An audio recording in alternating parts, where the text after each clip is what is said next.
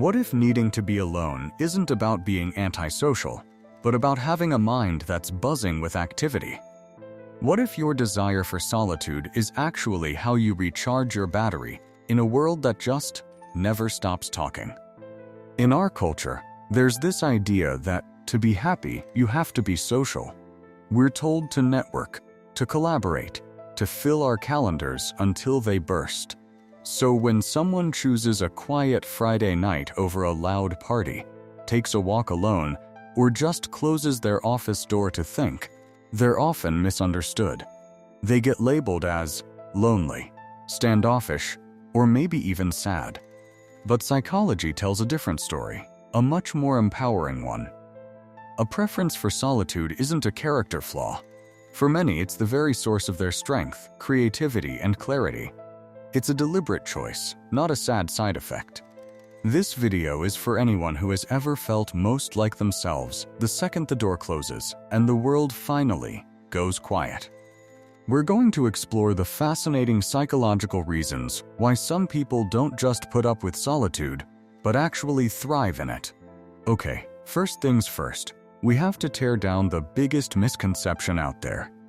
People use the words solitude and loneliness like they're the same thing, but psychologically, they are worlds apart. That's like comparing a deep, restorative night of sleep to a coma.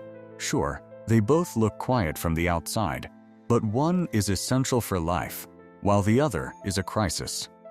Loneliness is that painful, involuntary feeling of being disconnected.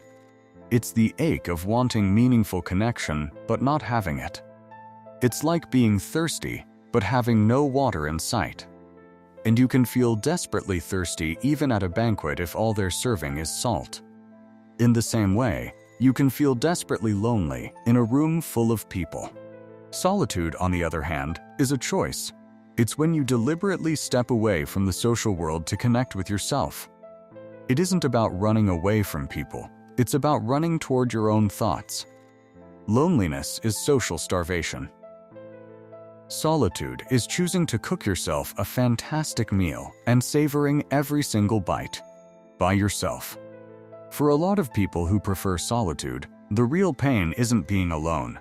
It's the constant pressure from a world that treats their need for quiet as a problem to be solved.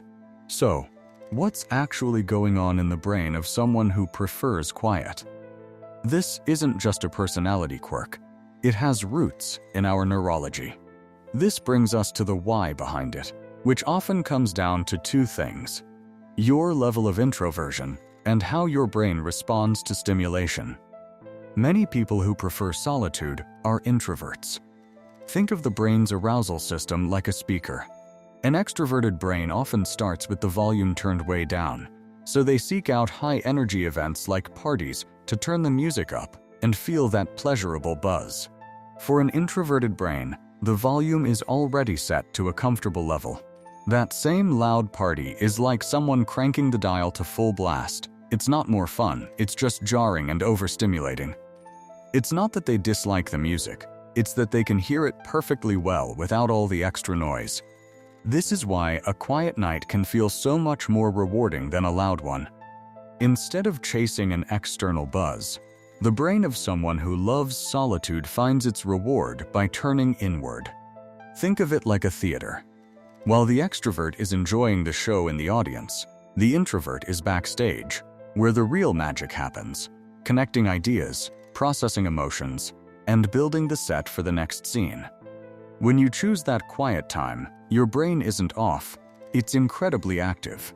This is why solitude isn't empty. It's a full, rich experience of recharging and deep thinking. Once you realize that needing quiet is just how you're wired, you can start to see it for what it truly is, a source of some pretty incredible strengths. People who regularly embrace chosen solitude often develop a set of superpowers that give them a quiet edge in a noisy world. One of the first is a rock-solid sense of self-awareness. Imagine your mind is a glass of water filled with swirling sand. That's you, trying to think in a noisy, demanding world. Solitude is the moment you set the glass down. The sand slowly settles. The water becomes clear.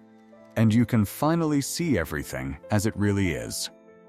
This is how you hear your own voice above the noise and become more grounded in your own decisions. This brings us to the next superpower: laser focus and deep creativity. Think of your mind as a busy workshop. In a world of endless pings and notifications, it's like leaving the door wide open for anyone to walk in and interrupt your work. But solitude is like closing the workshop door. It's in that focused quiet that you can finally lay out all your ideas, see how they connect, and build something extraordinary. Another powerful trait is strong emotional regulation. People who enjoy solitude are like someone who checks the weather forecast before leaving the house.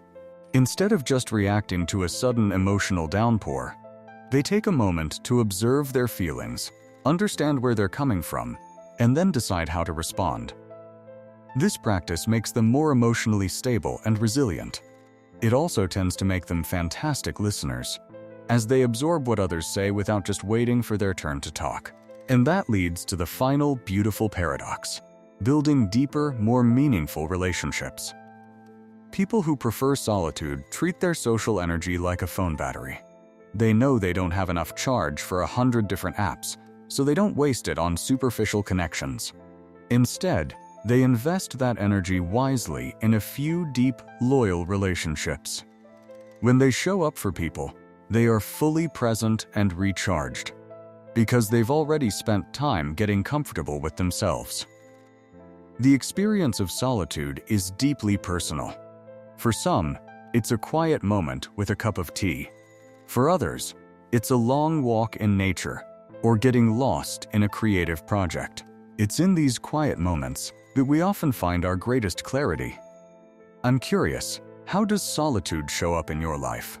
What do you get from your time alone? Share your experiences in the comments below. Your story might be the validation someone else needs to hear.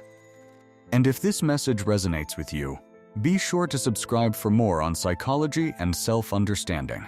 Ultimately, the psychology of people who prefer solitude isn't about isolation.